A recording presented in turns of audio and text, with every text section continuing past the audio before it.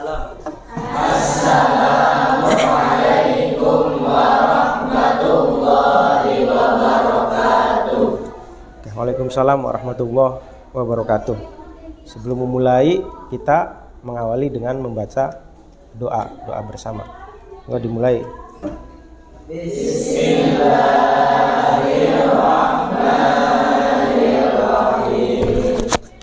Raditu billahi rabban wa bil islami dinan wa bi Muhammadin nabiyyan wa rasulan. Rabbi zidni ilma warzuqni fahma.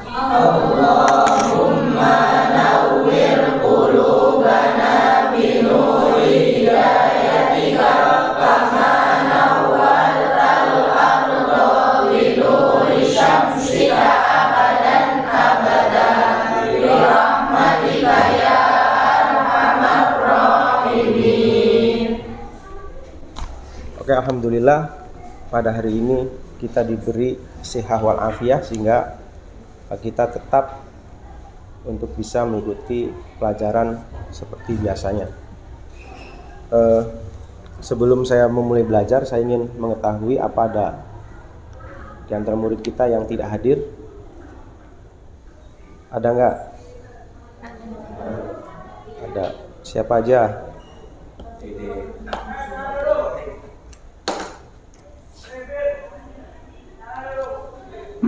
Ini rata-rata surat yang diajukan sakit ya. Oke, kita akan memulai hari ini yaitu pelajaran tentang zakat. Seperti kita ketahui, materi sebelumnya adalah tentang puasa.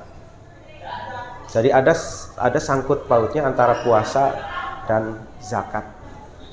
Karena rata-rata bagi kaum muslimin Indonesia itu menentukan zakat itu puasa itu, setelah puasa.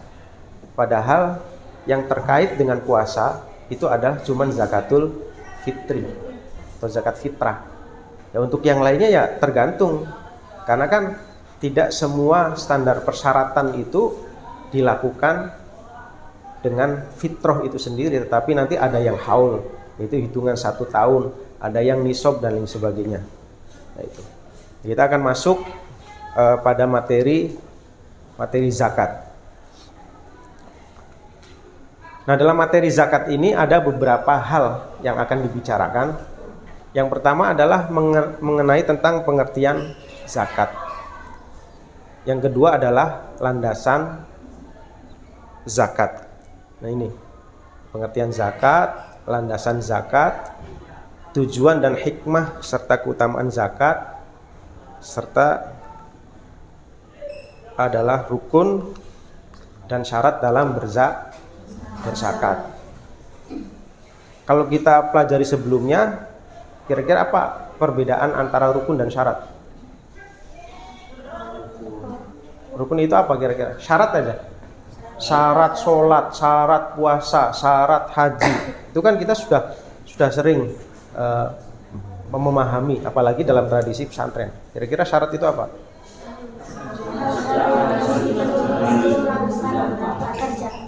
Pekerjaan yang dilakukan sebelum dilakukan. Itu pengertian umumnya. Jadi pekerjaan yang dilakukan sebelum dilakukan itu. Tapi kalau dalam tradisi fikih itu syarat itu adalah sesuatu yang menjadi keabsahan bagi sesuatu yang lain ketika sesuatu itu dilakukan. Itu syarat. Kalau rukun apa? Rukun. Kalau rukunnya kira-kira apa yang dimaksud dengan rukun itu sendiri? Rukun. Rukun itu apa? Rukun itu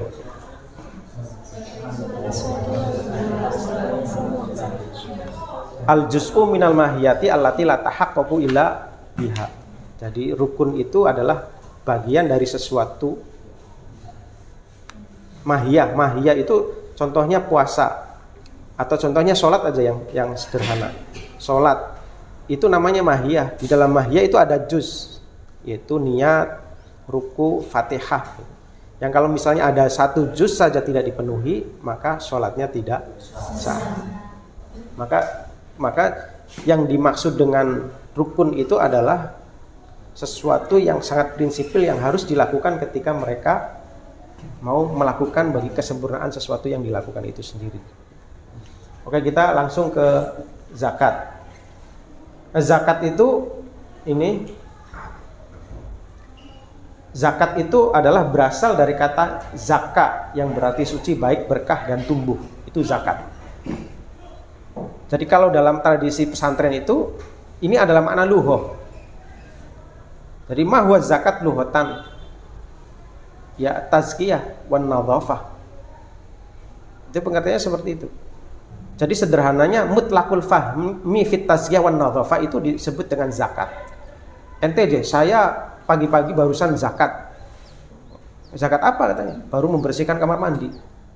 Kan tazkiyah, nadhafah.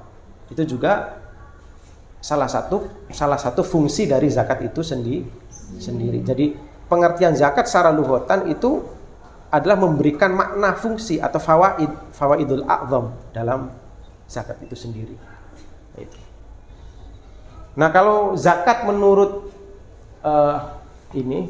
makanya harapannya dengan kita berzakat itu adalah kita memperoleh keberkahan, kebersihan jiwa, dan membuka dengan berbagai kebaikan. Jadi tangdhifun nafas, jadi untuk mensucikan jiwa kita sehingga chemistry atau perilaku kita itu sesuai dengan apa yang disyariatkan oleh syariat itu sendiri. Nah, terus kedua, ini adalah makna khas atau yang disebut dengan makna syar'an. Dalam tradisi fikih itu ada makna lughatan, ada makna syar'an. Kenapa zakat disebutnya syara', tidak istilahan? Karena zakat itu termasuk bagian dari hukum syariat. Kalau apa itu bola, apa itu kipas, nggak boleh. Al-kipasu atau al-mirwahatu syar'an nggak boleh. Karena kipas itu bukan termasuk bagian dari hukum syariat. Maka sederhananya mahwal mirwahatu istilahan. Atau mahwa komputer misalnya. Istilahan bukan syar'an. Tapi kalau mahwa sholat itu pasti syar'an. Mahwa zakat syar'an. Terus mahwa sodaqah syar'an. Kenapa alasannya? Karena bagian dari hukum syariat. Nah, ini zakat adalah bagian tertentu dari harta yang wajib dikeluarkan oleh setiap muslim apabila telah memenuhi syarat yang ditetapkan. Ini pengertiannya. Jadi sederhananya zakat itu adalah mengeluarkan harta tertentu dengan syarat tertentu sehingga disebut dengan zakat. Nah, kalau kita mengambil kesimpulan dari takrif atau definisi zakat, maka kita dapat memberikan pengertian bahwa tidak semua harta itu dikeluarkan zakat. Tidak, dan juga tidak semua harta yang wajib dizakati itu juga dikeluarkan zakatnya. Yang pertama, pengertian pertama, tidak semua tidak semua harta dikeluarkan zakatnya. Karena zakat itu ada bagian-bagian atau harta-harta tertentu saja yang dikeluarkan zakatnya. Misalnya di situ dibagi nanti dalam itunya ada dalam pengertian yang secara spesifikasinya itu nanti dijelaskan bahwa harta yang dikeluarkan zakat itu ada yang muasyarat, itu biji-bijian, atau ada malut tijaroh, yaitu harta emas atau perak. Terus ada yang disebut dengan nakdain, itu tadi emas dan perak. Terus tijaroh, terus apa lagi? Iya, terus ada rikas, ada makdin dan lain sebagainya.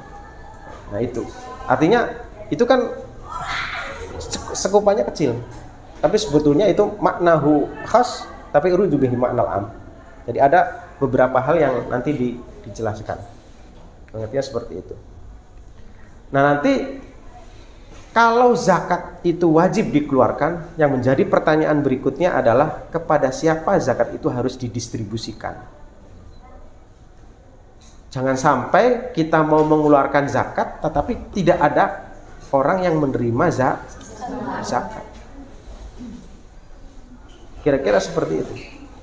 Jadi sederhananya nanti kita harus memahami betul gitu bahwa di dalam zakat itu ada fawaidul a'zam, ada maqasidul a'zam, ada tujuan yang besar. Kata Rasulullah menyebutkan bahwa zakatul mal bil infaqi wa zakatul badan itu bis saumi. Jadi zakat, kalau kita punya harta mau dibersihkan, caranya diinfakkan. Nanti infak itu dibagi menjadi 3 secara garis besar. Ada yang disebut zakat, ada yang disebut sodakoh, ada yang disebut dengan hibah. Kalau zakat itu adalah min wajibatil muslim, kewajiban orang muslim yang wajib kalau sudah memenuhi standar persyaratan mengeluarkan zakat, maka wajib dia untuk mengeluarkan zakat. Terus yang kedua adalah sodakoh. Sodakoh itu sebetulnya tidak wajib, tapi mereka itu mengharapkan thawab dari Allah atas apa yang ia keluarkan. Nah kalau hibah itu biasanya tanpa preferensi apa-apa, tanpa ada tendensi apa-apa. Ini ente buat ente buat itu. Nah itu tentang masalah yang disebut dengan infak. Makanya kalau kita mau bersih benar, berkah di harta kita, maka kita harus bisa memilah mana hak kita untuk diberikan kepada orang lain, mana hak kita yang bisa digunakan untuk diri sendiri. Karena dalam harta kita itu sebetulnya ada harta milik orang lain atau titipan orang lain. Allah menitipkan kita untuk didistribusikan kepada orang lain. Cuman kadang kitanya saja yang terlalu egois, menumpuk harta besar-besaran sehingga akhirnya madharatnya kepada kita dan ke keluarga kita. Nauzubillah min. Nah itu. Nah ini Pertama bahwa zakat itu akan diberikan kepada yang disebut dengan fakir. Fakir itu apa? Kalau ente tahu selama ini atau apa aja yang disebut fakir itu apa? Kalau ente itu termasuk fakir apa miskin? Enggak dua-duanya. Jadi kalau fakir itu mereka yang ma'isyah yaumiyahnya itu masih kurang dari standar umumnya kehidupannya. Misalnya Fatimah membutuhkan untuk sehari itu 50.000. Dia hanya punya duit 5.000, itu namanya fakir. Kalau miskin itu sudah di level middle. Fatimah membutuhkan 50.000, dia sudah punya uang 40.000, itu miskin. Tapi dua kategori itu termasuk orang yang berhak atau mustahiqun liz zakat, yaitu orang yang berhak untuk diberikan dan mendapatkan zakat.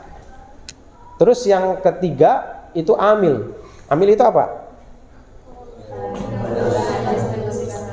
Mereka yang mendistribusikan harta zakat atau yang disebut dengan panitia zakat. Nah, pertanyaannya, siapa kriteria amil yang bisa yang bisa dijadikan amil untuk mendistribusikan zakat? Imam Syafi'iyah secara umum, kita kan madhabnya Syafi'i. Jadi Imam Syafi'iyah, kategori Imam Syafi'iyah itu yang disebut amil adalah mereka yang ditunjuk oleh ru'asa atau pemerintah atau taukil minar rois, wakil dari rois. Nah kalau misalnya seperti di Babakan ada pesantren itu membuat panitia sendiri, itu mayuk tabar bi annahu minal amil, itu tidak dianggap sebagai amil. Nah kalau yang di sini itu yang bisa kelihatan amil ya seperti Basnas, atau nanti di bawahnya Basnas itu orang yang diangkat untuk kepentingan dalam perilaku Basnas dan sebagainya. Tetapi walaupun ada sebagian ulama yang menganggap yang penting mereka bekerja untuk mendistribusikan dan mengambil zakat, itu bisa disebut dengan amil. Tapi lebih ikhtiyatnya kita tetap konsisten di madhab Syafi'i. Nah itu yang amil. Yang keempat adalah mu'alaf. Mu'alaf itu siapa? Nanti itu termasuk mu'alaf bukan? Kenapa tidak mu'alaf itu? Paling mu'alaf hatinya lah. Hatinya itu masih gelisah, masih gundah. Mu'allaf itu artinya orang yang baru masuk Islam. Tidak ada kriteria mu'allafnya harus miskin, nggak ada. Mu'arrafnya harus fakir, itu nggak ada. Yang penting dia masuk Islam, chemistry terhadap Islamnya itu masih di bawah 50%, walaupun dia kayaknya seberapa, untuk menarik bahwa ternyata ada aspek kemanusiaan, aspek sosial di dalam Islam, sehingga dia akan menjadi mantap ketika mereka Islam. Jadi tidak ada itu. Berarti mu'alafnya harus fakir, mu'alafnya harus enggak. Yang penting mu'alaf itu kriterianya adalah hatinya itu masih gundah dengan keberadaan dia di dalam agama Islam. Itu mu'alaf. Terus ada hamba sahaya. Hamba sahaya itu apa? Kenapa ada perbudakan? Jadi sederhananya budak itu seperti ini. Budak itu awalnya ketika terjadi ghazau bainal muslimin wal kafir, perperangan antara Islam dan kafir, ya. Orang Islam itu di awal ketika ditangkap sama orang kafir, dihabisin, udah selesai, bunuh dan lain sebagainya. Tapi bagi orang Islam yang menangkap orang kafir, nggak diapa-apain, diberikan transaksi. Ente mau bebas nggak? Iya. Ya sudah, kalau ente mau bebas, khidmat ke saya 3 tahun. Habis itu nanti saya bebaskan ente. Nah, itu terjadi perbudakan. Jadi sebetulnya memanusiakan manusia. Jadi begitu ditangkap tidak langsung dibunuh dan lain sebagainya. Tapi bagaimana diberi pendekatan-pendekatan edukatif kemanusiaan sehingga mereka, ya harapannya adalah Allah memberikan hidayah kepada mereka untuk bisa menjadi seorang muslim yang kafah. Kira-kira seperti itu. Terus ada ghorimin. Ghorimin itu apa? Ente di pondok termasuk ghorimin enggak? Nah, ini wajib zakat ya, mustahikuz zakat. Jadi kalau ghorimin itu sederhananya adalah ghorimin ya. Ghorimin itu adalah sederhananya adalah mereka yang mempunyai hutang. Yang standar hutangnya itu adalah alal hajatil hayat, untuk kehidupan dia sendiri. Nah kalau misalnya triliuner, itu perusahaannya apa? Saya perusahaannya hampir 3 miliar, tapi hutang semua, itu termasuk ghorimin enggak? Menurut sebagian ulama, itu tidak mayu tabar bi annahu minal ghorim, karena sudah khalif lil ada, sudah keluar dari tradisi kebutuhan dia. Tapi ada yang mengatakan itu termasuk ghorimin. Ini khilaf di antara ulama. Tetapi akhadtu ala asahil qaul, kita akan mengambil lebih sahih-sahihnya pendapat. Nah, terus ada lagi itu namanya fisabilillah. Nah, fisabilillah itu siapa? Mereka yang berjuang di jalan Allah. Itu fisabilillah. Fisabilillah itu siapa? Jadi pengertian mereka yang berjuang di jalan Allah dalam bentuk kegiatan dakwah, jihad dan sebagainya. Jadi tidak harus makanya sebetulnya ada beberapa perbedaan di antara ulama kita yang Syafi'iyah itu, sabilillah itu siapa? Ada yang mengatakan sabilillah itu ke orangnya apakah fisiknya? Nah itu berbeda di antara para ulama. Tapi sederhananya yang masyhur itu sabilillah itu adalah manil hauza Islam di dinil Islam. Orang yang berperang atas nama Islam untuk kemerdekaan Islam. Tetapi sekarang itu sudah sangat maju perkembangannya karena hukum itu adalah yudawir ma'ilati wujudan wa adaman, maka kontennya itu adalah berbeda tapi substansinya sama. Yang terakhir adalah Ibnu Sabil. Ibnu Sabil itu siapa? Ibnu Sabil itu anak pang dah. Mereka yang kehabisan biaya di perjalanan dalam ketaatan kepada Allah. Anak pang berarti ya? Ibnu Sabil. Ibnu Sabil itu misalnya ada musafir, dia mau silaturahmi ke saudaranya atau ada keperluan yang untuk Allah, tidak untuk maksiat, maka itu diberikan hak untuk mendapatkan zakat.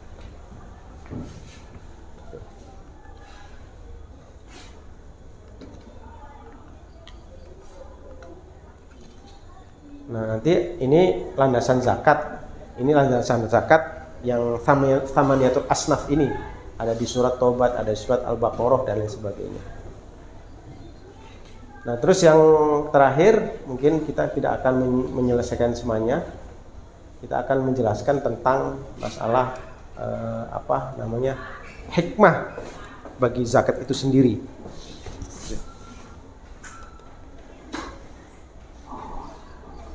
Tujuan zakat ya, tujuan. Syariat itu diadakan, diwujudkan, itu ada tujuan atau yang disebut dengan maqasidul a'zam, tujuan utama, tujuan besar. Dan tujuan besar itu nanti dirinci lagi. Kalau di sini salah satu tujuan zakat adalah membantu mengurangi dan mengangkat kaum fakir miskin dari kesulitan hidup dan penderitaan mereka. Itu zakat. Coba kalau misalnya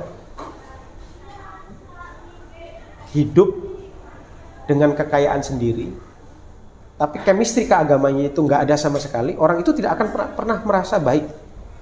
Orang itu tidak akan merasa tenang. Orang itu tidak akan merasa senang.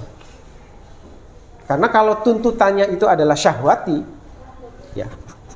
Kalau tuntutannya itu adalah syahwati, itu pasti tidak akan pernah selesai. Nah, kira-kira itu.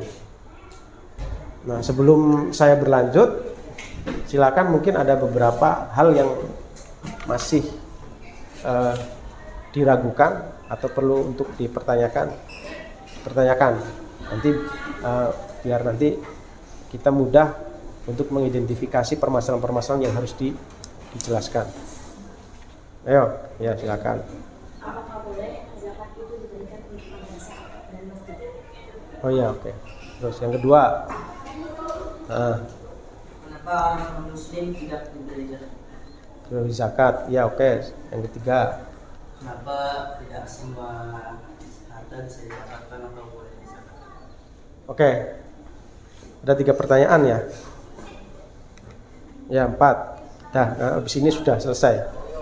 Ya, nanti kalau ada sesi kedua kita sesi. Ya, silakan.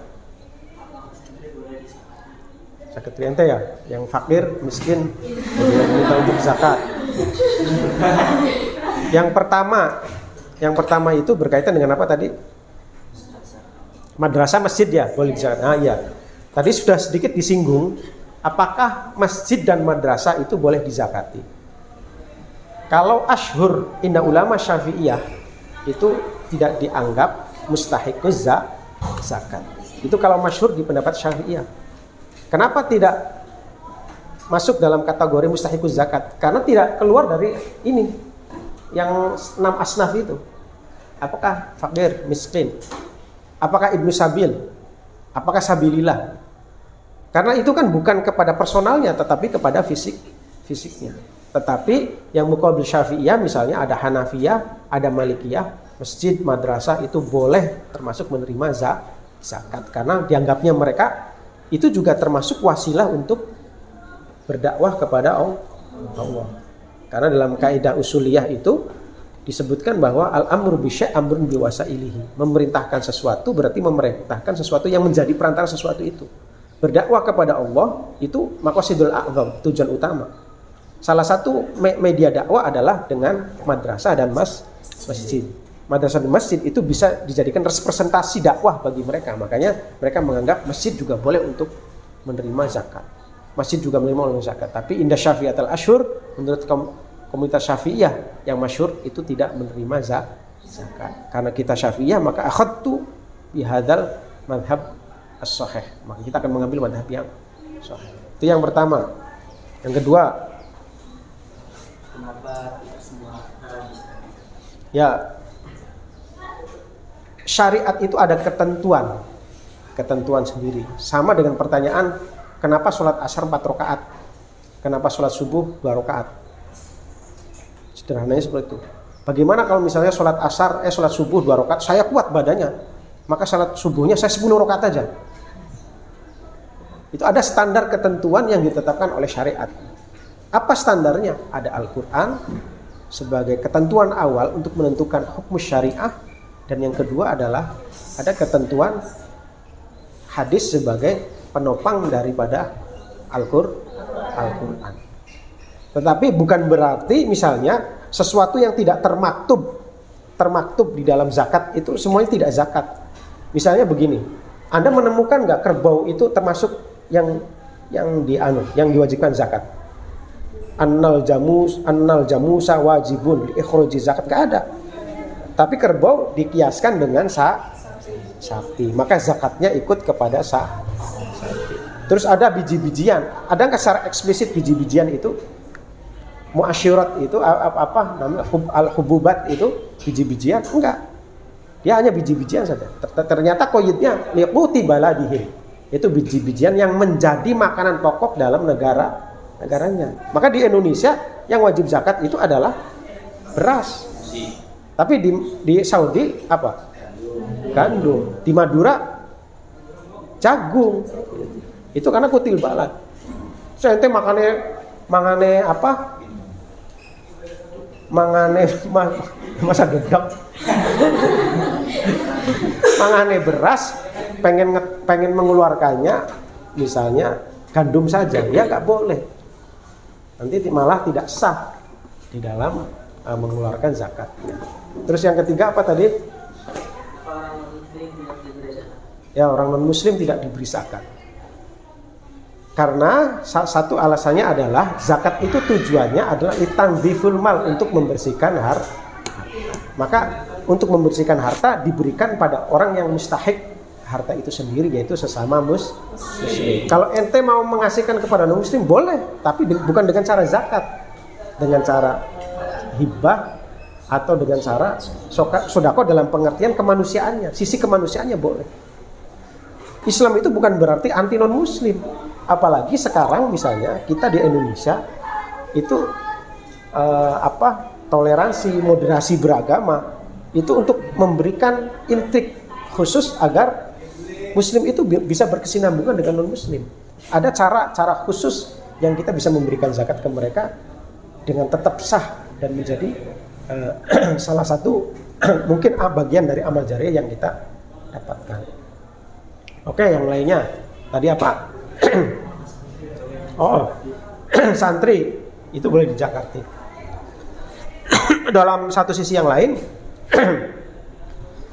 santrinya yang apa dulu? Kalau santri secara umum, memang ini khilaf di antara ulama. Tetapi secara umum, dia itu termasuk Ibnu Sabil bukan? Anak jalan bukan? Anak pang bukan? Karena dia masih ada ma'isyah min abawain kan, kehidupan dari orang tua. Dianggap fakir enggak? Miskin enggak? Kecuali misalnya dia masuk dalam kriteria fakir miskin, maka diperbolehkan untuk dizakati. Tapi ada sebagian ulama yang mengatakan itu termasuk sabilillah, karena dia untuk mempelajari ilmu syariah. Ketika syariah, yang penting ada manhajiatul dakwah, niat kemistri dakwahnya itu kuat bagi mereka, maka diperbolehkan. Kira-kira seperti itu ya. Jadi khulasohnya intisari dari hari ini kita mempelajari zakat itu adalah, pertama, bahwa zakat itu adalah merupakan bagian dari hukum syariah yang wajib bagi seorang muslim yang istatno, yang sudah mampu memenuhi kriteria untuk mengeluarkan zakat. Intisari yang kedua, bahwa ada ketika kita mengeluarkan zakat itu ada mustahiquz zakat, orang yang berhak menerima zakat yang jumlahnya ada 8. Terus yang ketiga, kita mengetahui fawaid atau keutamaan zakat, yaitu adalah untuk memberikan sisi kemanusiaan terhadap sesama manusia. Nah, mungkin itu yang hari ini kita bisa sampaikan. Insya Allah di kesempatan lain kita akan memberikan pemahaman yang lain yang lebih tahqiq, yang lebih rinci detail tentang permasalahan zakat. Mungkin itu saja, kurang lebihnya mohon maaf. Wassalamualaikum warahmatullahi wabarakatuh. Waalaikumsalam warahmatullahi wabarakatuh.